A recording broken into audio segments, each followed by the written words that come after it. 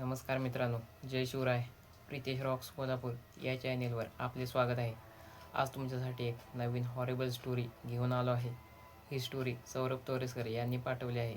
ही story आहे डोंबिवलीमधील दोन तरुणींची. चला तर मग सुरू करूयात.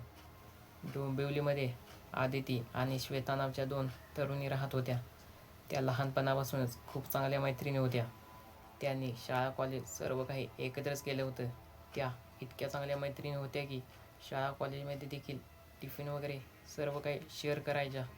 त्या दोघीही एकाच ठिकाणी जॉबला लागल्या होत्या. त्यांचं ऑफिस घरापासून थोडं लांबच होतं. येण्या जाण्यासाठी त्यांना 2 तास तरी लागायचेच. त्यांना येण्या जाण्यासाठी ऑफिसची बस होती. त्यांचं ऑफिस रात्री 10ला बंद व्हायचं आणि त्यांना घरी जाण्यासाठी 12 वाजायचे. त्यांच्या ऑफिसचा मार्ग एका घनदाट जंगलातून गेलेला होता. पण ऑफिसचीच बस असल्यामुळे त्यांना इतकं काही टेन्शन नव्हतं.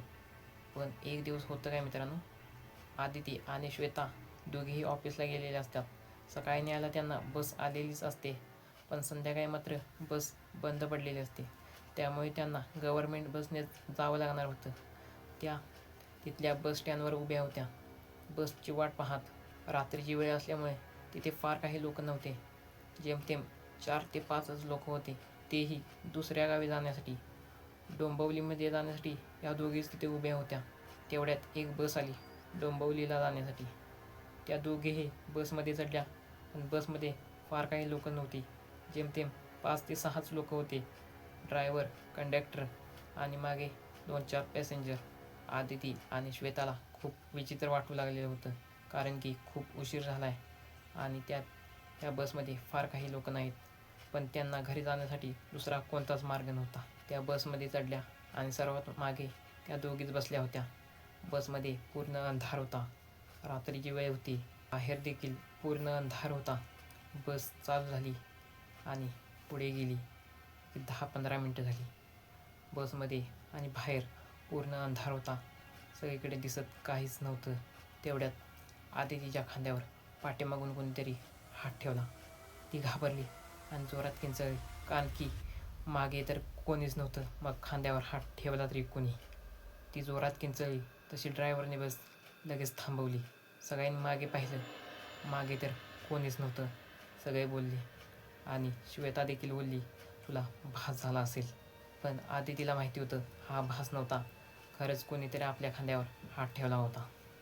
मग ड्रायव्हरने बस पुन्हा चालू केली आणि थोडा पुढे गेला. 1 तासाभरानंतर बस बंद पडली. बस चेक करण्यासाठी तो ड्रायव्हर खाली उतरला. बाहेर काहीच दिसत नव्हतं. 10-15 मिनटं झाली तरी देखील तो ड्रायव्हर बसमध्ये आला नाही. त्या ड्रायव्हरला पाहण्यासाठी तो कंडक्टर बसमधून खाली उतरला. त्याला जाऊन देखील एक 10 मिनटं झाली, पण तो देखील कुठे आलाच नाही.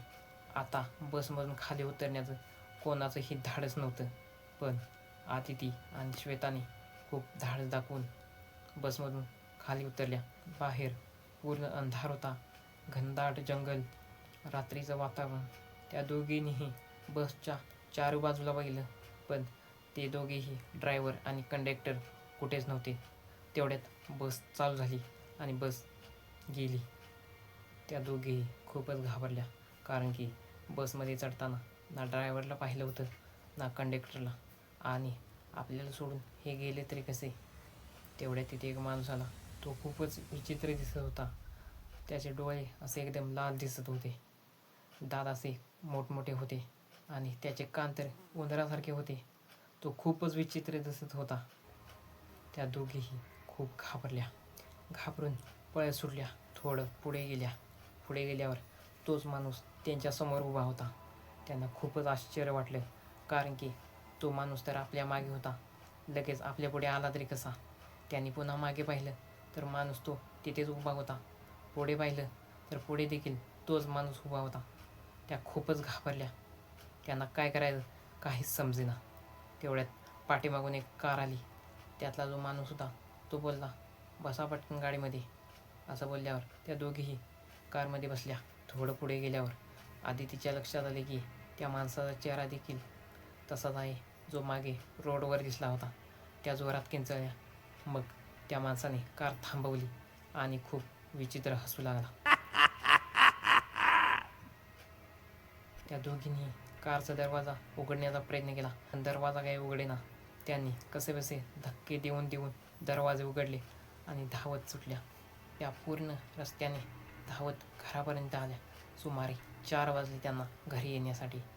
आणि मग पुन्हा कधीही त्यांनी रात्रीचा प्रवास केला नाही.